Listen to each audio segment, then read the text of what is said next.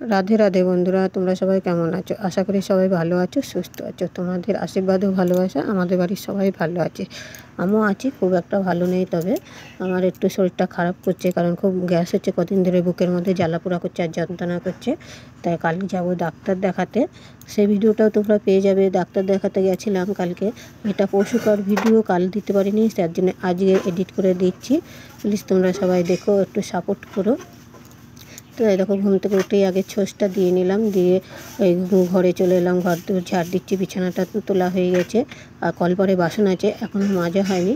আর আমার বড়মশাই অনেকক্ষণ আগেই চলে গিয়েছে মুরগি আনতে, চা খেয়ে সে নিজেই চা করে নিয়েছে, নিজেই খেয়ে চলে গেছে, কারণ আমার শরীরটা ভালো নেই বলে আমি আজকে আর চা করিনি।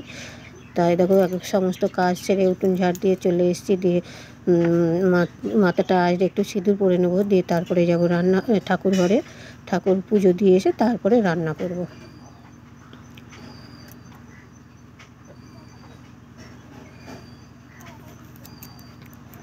আজকে জানো তো, কালকে ছেলে মাছ ধরে নিয়ে এসেছিলো ওরা বিকেলবেলা সন্ধ্যের টাইমে, প্রতিদিনই এখন যাচ্ছে, তা সেই মাছ কটা কুটে রাখা আছে, সেই কটা দিয়ে আলু পটলের তরকারি করবো। এ দেখো, দিয়ে কটা ছোলা নিয়ে বসে পড়লাম, খাচ্ছি। তা খাওয়ার সময় পাইনি, তাই রান্নাঘরেতে ভাত চাপিয়ে খেয়ে নিলাম। একদিকে ভাত চাপিয়ে দিয়েছি আর একদিকে দেখো খেয়ে নিলাম ছোলাটা। যাই হোক, দিয়ে ভাত হয়ে গেছে। দেখো, এই মাছ কাটা সে নিয়ে এসেছিলো, কুটে রেখেছি, নুন হলুদটা মাখিয়ে নিলাম, দিয়ে ভেজে নেব। দিয়ে আলু পটলের তরকারি দিয়ে মাছটা করবো, পটল আলু দিয়ে মাছের তরকারিটা করবো, আর কটা উচ্ছে ভাজবো। আর কিছুই করবো না, যেহেতু ভালো লাগছে না, শরীরটা খুব একটা জোর নেই, যার জন্য বাড়তি কিছু রান্না করবো না, দুটো পদই করবো। তাই দেখো, পটল ভাজাটা বসিয়ে দিয়েছি, আগে কুটে নিয়ে দিয়ে আলুটা কুটে নিচ্ছি। মশলাটা করা হয়ে গিয়েছে, পটল কটাও দিয়ে দিলাম, পটল কটা দিয়ে একটু কষিয়ে নেব, দিয়ে তারপরে জল দিয়ে দেবো। প্লিজ বন্ধুরা, ভিডিওটা যদি খুব ভালো লাগে একটা লাইক, একটা কমেন্ট অবশ্যই করবে। আর যারা নতুন বন্ধুরা আছো তারা চ্যানেলটাকে সাবস্ক্রাইব করে রাখবে। মাছের তরকারিটা হয়ে গেল, দিয়ে উচ্ছে কটা ভাজবো। মাছের তরকারি ভাত আগেই হয়ে গেছে, দেখো উচ্ছে কটা ভেজে নিলাম, নিয়ে আলু সেদ্ধটা বসিয়ে দিয়েছি। জানো তো, আলু সেদ্ধটা হচ্ছে, আর এদিকে জামা কাপড়গুলো মেলা হয়নি, সকালে তাড়াহুড়ো করে রান্না করে নিয়েছি। আর মেঘ মেঘ ভাবতো সকালের দিকে, যার জন্য আরও জামা কাপড়গুলো মেলে নিয়ে, বৃষ্টি আসবে বলে, তাই এখন এই দেখো মেলে দিচ্ছি। কটা কাচাকুচি করেছিলাম, ছেলে রোজ মাছ ধরতে যেতে, তো সেই জামা কাপড়গুলো রোজই কাচতে হচ্ছে। এসে খুলে ধুয়ে দিচ্ছে বালতির মধ্যে, গন্ধ হয়ে যাচ্ছে, সেগুলো কেচে নিচ্ছি। দিয়ে দেখো কেচে মেলে দিয়ে চলে আসলাম আবার এই ঘরটায়, ছেলের ঘরে। এর আগের দিন কেচেছি, সেগুলো শুকোয়নি, অল্প ভিজেছিল,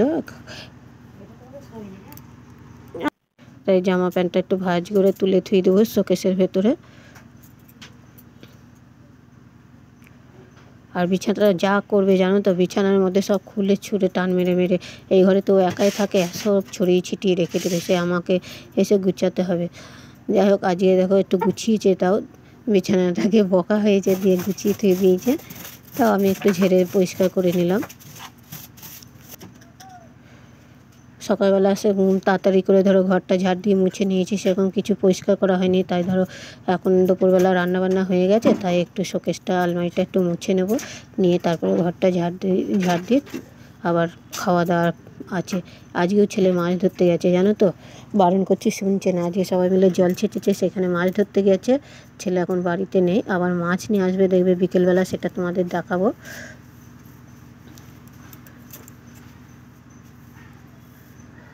শোকেস, ড্রেসিং টেবিল সব মোছা হয়ে গিয়েছে, দিয়ে এবার ঘরটাকে একটু ঝাড় দিয়ে নিচ্ছি।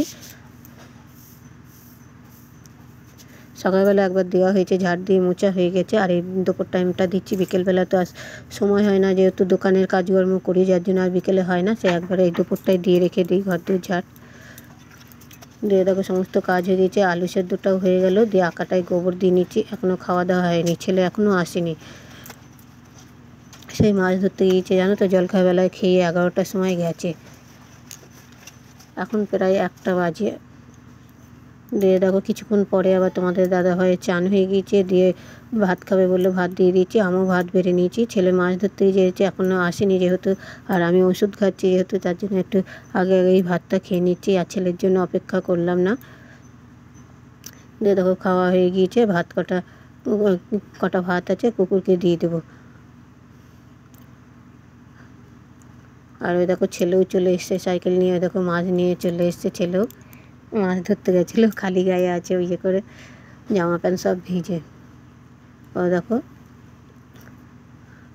দিয়ে হাত পা ধুচ্ছে।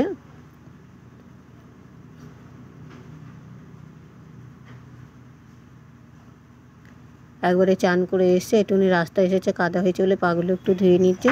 আমরা যে খাওয়া দাওয়া করলাম সেই বাসন কটা এবার মেজে নিচ্ছি। দুটো থালা, তার আগে কড়াই হাঁড়ি সব মাজা হয়ে গেছে। আর এতে দুজনাই খেলাম, দুটো থালা, এই দুটো ধুয়ে নিয়ে দেখো মাছটা এখানে রাখা আছে, মাছটা বেছে নেব, কুটে নেবো।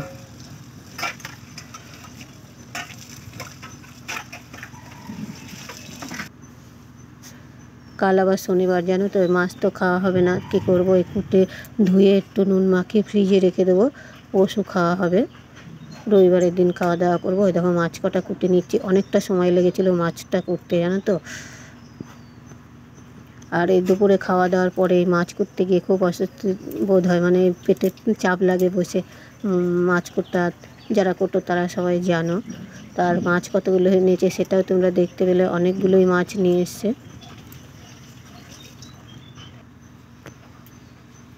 দেখো দুপুরে খাওয়া দাওয়ার পরে চলে এলাম বিকেলবেলা, এখন দোকানে যাব। জামাটা চেঞ্জ করে নিয়েছি, কাপড় পরে নিয়েছি, দিয়ে দেখো দোকানের মাল সব রেডি করে নিয়েছি। দেখো